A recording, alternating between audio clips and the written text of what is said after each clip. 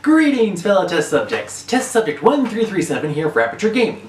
They make it, we test it, you play it. And today on Aperture Gaming, we are reviewing Dishonored 2. Now, we recently did the unboxing of the Collector's Edition, which came with some DLC, which we will also be covering in this video a little later. But right now we're going to cover the main game. Now, Assassin's Creed, yeah. Now, Dishonored 2, the first Dishonored game, came out 4 years ago, and the last, I think, DLC I did was about 2 years ago, and then it was followed up when I did a comparison between Dishonored and Thief. Dishonored could be seen as a Thief clone, and then Thief for the PS4, PS3 came out, and it could be seen as a clone of a clone, so things got a little weird there. Anyway, the point is, Dishonored, it takes place in a European-esque era with steampunk and magic involved. Really good story, and it had you multiple choices, and even though it's been 2 years since its release, it came out 4 years ago, and now we got the sequel. The sequel takes place 15 years after the incidents of the first Dishonored game. Now, later on, we'll be doing a review. There'll be a video that covers events and people and characters and places from both the games. And I gotta warn you, there might be a little bit of spoilery stuff here for this review, so watch at your own discretion. Be careful. I'll try to keep it to a minimum as possible. But it's hard to talk about the game without covering the first game. So if you haven't played the first game, check it out. They have it's on PS3. They did a special edition where it's the game with all the DLC they included, 4 of them. This channel we reviewed 3 of the DLCs and the main game. And if you get the collector's edition, you digitally download the special edition of the first one. So yeah, there's that. Anyway, the game takes place 15 years after the incidents of the first game. And one of the factors and selling points of the game was how you could either play as Corvo Atano again, the main protagonist from the first game, or you could play as Miss Emily Caldwin. She was one of the main plot characters and points of the game from the first one. And I was thinking, well, I've already played as Corvo, so I want to play as Emily, see what... She has a slightly different skill set with powers and abilities, but they have some stuff that's similar, like for sword and for visual effects. Not like what they look like, but for... Corvo had a mask in the previous game and in this game that allowed to zoom in from a distance. Emily has a telescope. Both have a blade. And alright, so here's what. The game opens and it gives a bit of a story of what's going to be happening, and then you choose whether you want to play as Emily or Corvo. I started out with Emily and went a little bit into the game and I was like, I wonder what happens if you pick Corvo. It's pretty much the same thing, only the characters are switched for what happens at the start and what happens to either Emily or Corvo as you're playing them or having to help them with a problem that has happened. The first chapter of the game takes place in the city of Dunwall, so you get some familiarity. You see the familiar sights, some building structures, some sounds, like some of the technology they have. And then after that, you leave the city Dunwall to go to the city of Karnaca, which is the birthplace of Corvo. And they didn't just make up this random spot for the game.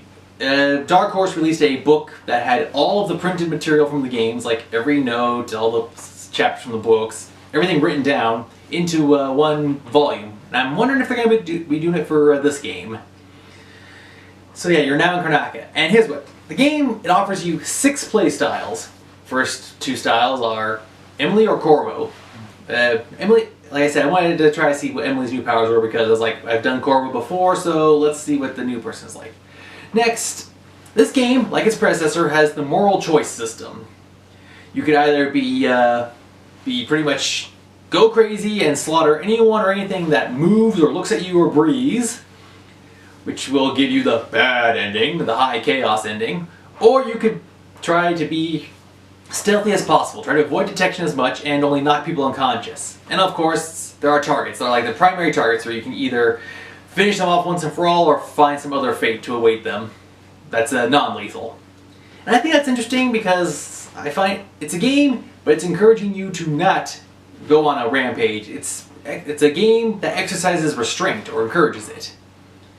And then the last two choices are, at the start of the second chapter, you meet the Outsider.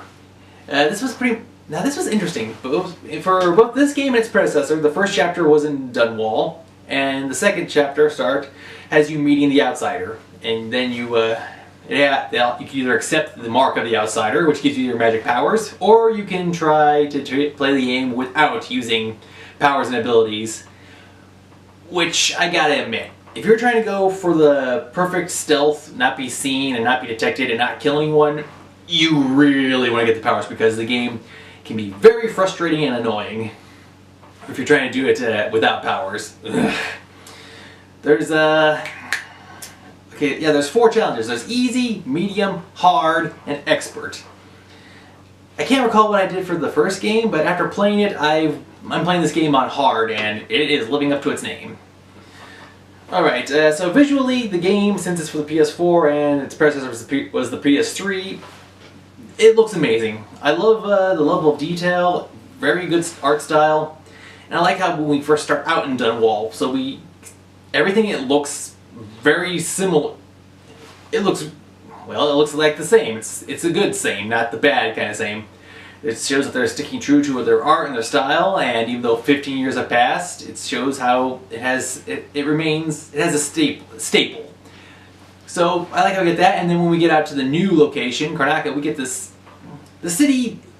Well, the visual environment is very different from what we had in Dunwall. The uniforms of the guards are different. The building styles, some of the technology is different. So I like it. I think it's pretty cool. I mean, it's grounded in the original game, but it feels free to open up and move out around a little bit. And like I said, if in one of my previous reviews, if Thief and Dishonored weren't being made by 2 completely different studios, I would swear that they could have some similarity for being in the same universe. And if you get the book I was talking about, it does it shows all these other islands and locations. So I'm interested to see how long they keep the Dishonored franchise going and where else we'd be going to. Because Dishonored, it's pretty much it's an enclosed sandbox. It gives you multiple ways to play. You can either slash everything that gets in your path. You can try stealth route A, stealth route B, stealth route C, or a combination of. The game has collectibles. You can collect whalebone charms or amulets. It helps you unlock your magic powers. And there's some powers you'll use more than others, like being able to see enemies, being able to stealth past enemies, or if you want to go for combat, you can do it so every enemy you take down helps build up your health or gives you better agility. There is no right way to play. But then I'll be covering about the timeline leading up to this game. And I think, based on what I've read, I'm going for stealth. I'm trying to kill as little or not as possible. I am restraining myself. It's interesting. So so the visuals are great, the sound is great, and the story, well, it is Dishonored, so it's not exactly happy run of the luck. So yeah, you get this device called a heart that helps you locate some hidden items, but when you use it on people, it gives you like a backstory of how horrible this person is, and I'm like, ugh, okay, well that's pleasant. It's like the game is trying to entice you into wanting to take out these people because some people are just jerks. And while in Dunwall you had the plague of the rats, in the city of Karnaca you have these things called bloodflies, which are very nasty. You want to avoid these as much as possible. Don't worry. And here's what, based on if you play as Corvo or Emily, there's like some written stuff you'll find around or some audio clips that you'll find that remain absolutely the same whatsoever, but then there's some stuff that you read or hear because either you wrote it, your character wrote it, or it's for your character specifically. It does change, so there are some changes. So I like what they've done so far with the game. There's a few areas that need a little work. Like when I was playing, there's some graphical glitches I kind of noticed. Hopefully they'll fix it with the next patch update. Alright, I know I'm ranting here, yeah, so there was some graphical issues, and of course, based on the level of difficulty I chose, it's a little harder, but like I said, I've played this game before, so I wanted a bit of a challenge, kind of a, you gotta be warned that you get what you choose. Granted, I could go back and choose it lower in the option selection, but nah, I want to tough this out. I want to see how I can do this. Now, Dishonored and Thief, they had a thing in common. By the third level, you got to a mission that was set in a house of ill repute.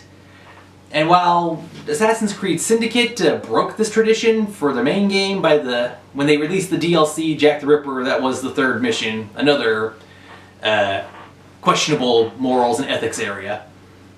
And then when we got to Dishonored 2, the third mission takes place in an area that is not a house of ill repute. So yeah, they're broken the mold on that.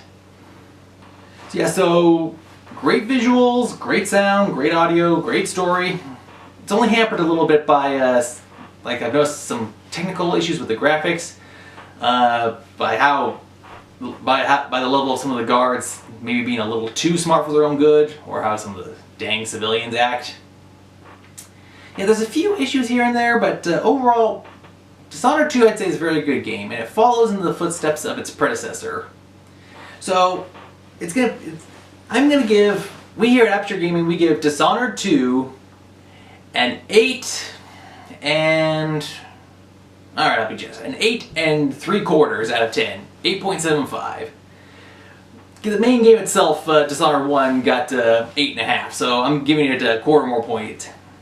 It's the same, and I'm glad that they've had some roots in it, and I'm glad they've expanded out a little bit, but there's still some areas that need a little work here and there. One factor is that they have a quick save and a quick load option, and trust me, you'll want to be using that a lot, because, like I said, if you're trying to go for the pure stealth thing, then that'll help because you'll either get caught or killed, blah blah blah, or you'll have to kill. Or if there's like an... Yeah, and here's the thing. When I started playing as Emily, I went back to play as Corvo a little bit. And this is good because, like, you can then explore as Corvo and figure out what areas you missed and try to figure out what to get. Also, another problem is, let's say you're going for a specific skill set, like maybe a bone, like for offense and this, that, and the other thing. But then the problem is there's a bone charm or a mark of the outsider that you can't reach because you spent all your points trying to collect, trying to build up this power set. So. And then you can't go back and get it, so that's kind of annoying. And then you won't even be able to get access to any of those if you go for the purest set without, using magic. So, yeah, like I said, definitely accept the mark of the outsider. It's very annoying if you don't have to. If you don't. Alright.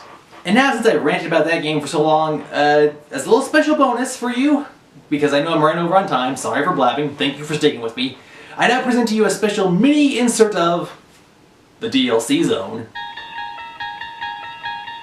Okay. Now, included with Dishonored 2, the Special Collector's Edition, I got the Imperial Assassins Pack. It included 2 bone charms. First bone charm, Duelist Luck. Bullet packs have an increased chance of holding 1 more bullet. So like, let's say you find a pack that has 5 bullets, you might be lucky enough to get 6. I know what you're thinking. Did I get 6 bullets, or was it only 5? Yeah, sorry. So, good for if you're going for the offensive play, but the gun, it generates so much noise. It's a bone charm I don't use. So, okay. The second bone charm ability is Void Favor. Supernatural powers have an increased chance of consuming no mana.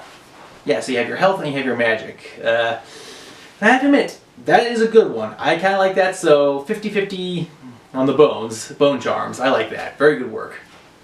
And then the final thing is Lore Book. Goodbye, Karnaka. A musician's farewell. Alright, so I figured this out. Goodbye, Karnaka is what? When you first leave Dunwall, you are in the hold of a ship.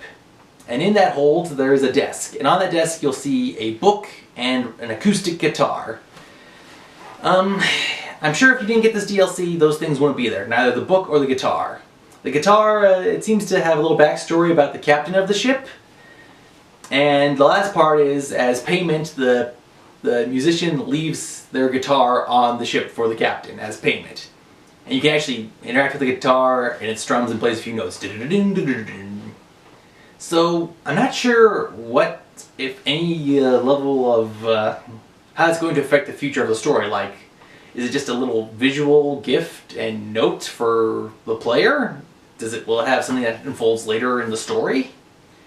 I don't know. I haven't played through the whole thing yet to figure out if there's like if there's like a huge connection between that. So yeah, so a story that's just there for entertainment and maybe some visual touch up, and one bone charm out of the two that I would use.